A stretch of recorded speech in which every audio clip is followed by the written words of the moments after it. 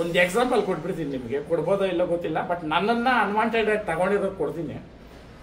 ಇವರು ಎಲ್ಲೆಲ್ಲಿ ಸಿಗ್ತಾವೋ ಈ ವಿಡಿಯೋಗಳು ಅಂತ ಒಂದು ವಿಡಿಯೋ ಮಾಡೇನವ್ರು ಮನೋರು ಮಾಡ್ತಾರೆ. ಒಂದು ಕಲಾವಿದ ಅನ್ನೋದು ಹೆಂಗೆ ಅಂತಂದ್ರೆ, ಕಲೆಗೆ ಬೆಲೆ ಕೊಟ್ಟವನು ಕಲಾವಿದ. ಮನಸ್ಥಿತಿನ ತಗೊಂಡ್ ಬಂದ್ ಕಲಾವಿದನಾಗಿ ಮಾಡಕ್ ಬರ್ತಾನಲ್ಲ, ಅವನು ಯಾವತ್ತೂ ಅವನ ಮನಸ್ಥಿತಿ ಕರೆಕ್ಟಾಗಿ ಸ್ಥಿರವಾಗಿರಲ್ಲ. ಉದಾಹರಣೆ ಅವನೇನೆ. ಯಾಕೆ ಮಾತು ಹೇಳ್ತೀನಿ ಅಂತಂದ್ರೆ, ನಾನು ಎಷ್ಟೋ ಹೇಳಿರೋ ಮಾತುಗಳು ಇವತ್ತೂ ಮಾತಾಡ್ತಾರೆ. ಕೆಚ್ಚಾಗಿ ಹೇಳಿದ್ದೀನಿ ಹೆಂಗ್ ಬದುಕ್ಬೇಕು ಮನುಷ್ಯನ ಅನ್ನೋದು, ಅಂತದ್ ಹೇಳಿಲ್ಲ ನೀನು. ಒಂದು ದುಃಖದಲ್ಲಿ ಒಂದು ಮನುಷ್ಯನ ಹೇಳೋದು ನಿನ್ಗೆ ಅಷ್ಟು ಜೋಕ್ ಆಗಿದ್ದಕ್ಕೆ ನಿನ್ನ ಜೀವನ ಏನಪ್ಪಾ ಆಯ್ತು? ಮಿಸ್ಟರ್ ಅಂಡ್ ಮಿಸಸ್ ಏನೋ ಗೊತ್ತಿಲ್ಲ, ಅಲ್ಲಿ ನಟನೆ ಮಾಡಿರ್ತಕ್ಕಂಥ ಹೀರೋಯಿನ್ಗೂ ಕೇಳ್ತೀನಿ, ನಿಮಗೂ ನೈತಿಕತೆ ಅನ್ನೋದು ಇರ್ತೈತಲ್ಲ. ಒಬ್ರು ಯಾರೋ ನಮ್ಮ ಪಕ್ಕದಲ್ಲಿ ಅವಿವೇಕಿ ಇದ್ದಾನೆ ಅಂತಂದ್ರೆ ಅಟ್ಲೀಸ್ಟ್ ಅವಿವೇಕಿಯಿಂದ ದೂರನಾದ್ರೂ ಹೋಗ್ಬೇಕಿಲ್ಲ, ಅದನ್ನ ನಿಲ್ಸ್ಬೇಕು. ಇದಿರ್ಬೇಕು ಮನುಷ್ಯನ್ಕ. ಯಾಕೆಳ್ರಿ, ಮೀಡಿಯಾ ಮುಂದೆ ಇದ್ದೀರಿ ನಾವು, ಬೇರೆ ಹತ್ರ ಇಲ್ಲ.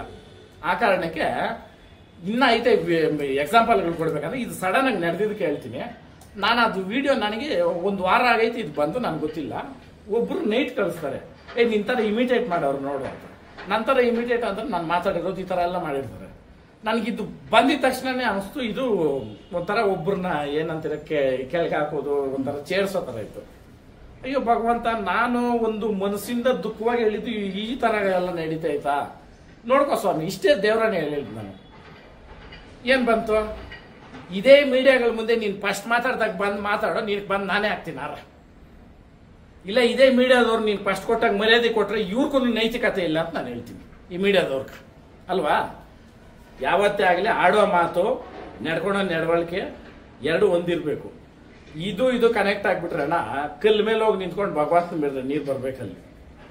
ಇದೈತಲ್ಲ, ಇದು ಡೇಂಜರ್ ಜಾಸ್ತಿ.